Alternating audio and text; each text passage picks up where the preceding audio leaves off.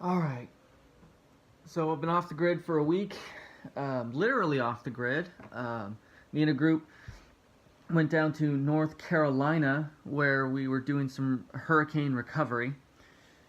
The reason I tell you that is that it meant that we were first really busy.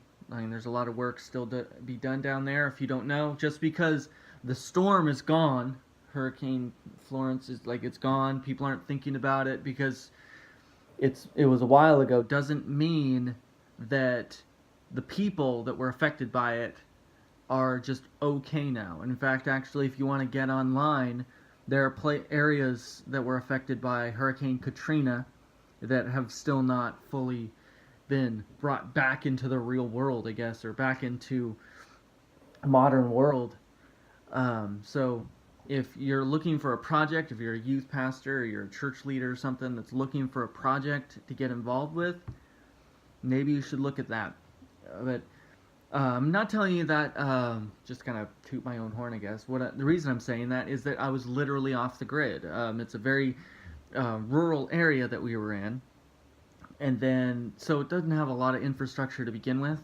But aside from that, means with the damage and things, not a lot of cell coverage, not a lot of data accessibility, and so we were just disconnected. And so I was just going through daily life and working as we were, putting in flooring and things, and we were just um,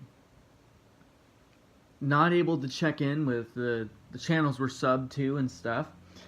So is what it is. We missed out on stuff. Well, we would check in, like, you get gas, like, people go in, they go to the bathroom, they get drinks, they do whatever it is you do at a gas station on a road trip. And in the meantime, like, we're getting food, and so we got time, and so we're checking into whatever social media that you use. And interesting thing, we hadn't missed anything. Like, I got back Thursday, I got back ahead of a lot of the other rest of the people in the group, but nothing was different. Even the news feed, like the major news networks, they hadn't changed either. They're still just talking about Jesse Smollett, essentially. Like, just not a lot of things different, distinct. I didn't miss out. And, like, there was no emergencies. Like, we carry our cell phones around thinking that, oh no, what if somebody needs to get a hold of me? Nobody needed to get a hold of me. People weren't even thinking about the fact that I wasn't on, quite frankly. That they didn't notice that I was missing. So, it's something to consider, because now it's the end of March. It's actually April Fool's Day today, April 1st, and the year is now 25% in the can. It's over. Can't have any of that back.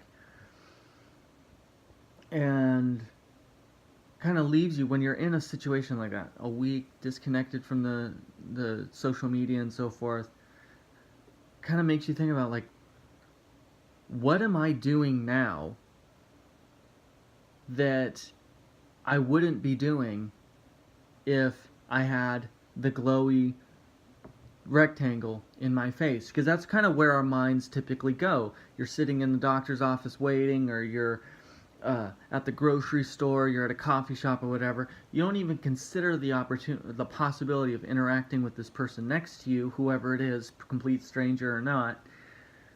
You just go straight into Instagram, Snapchat, Facebook, TikTok, whatever your things are. You just go straight into it without a second thought.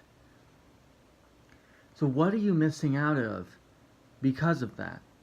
See, we have this, it's called fear of missing out, FOMO, that if we don't have connection to the internet, we're going to miss out on something our friends are doing, we're going to miss out on something that's happening out in the news sphere, or among the people that we are surrounded by, that we're not going to be able to have the experience of life because we missed it.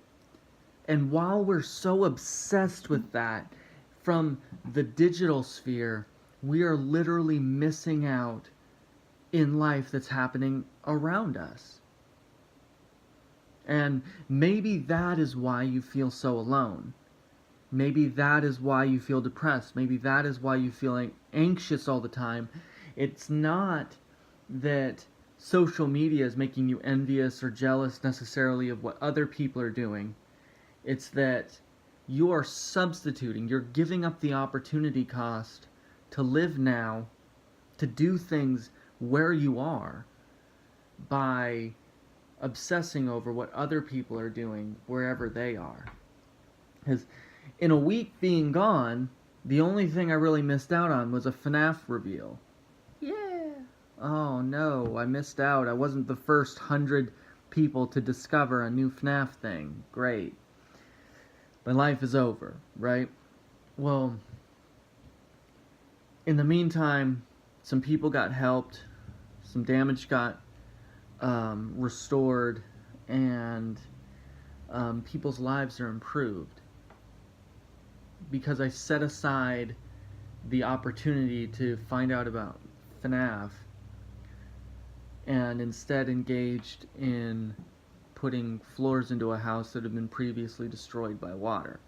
So, like I said, I'm not the toot my own horn type. There are a lot of people that did a lot more work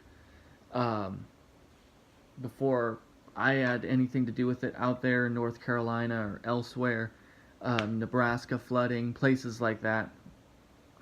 I'm just saying that maybe you should start looking for opportunities to get involved in a similar way and put your phone away for a little bit. Take a break from your Snapchat and stuff and actually interact with people that are in your daily sphere. So,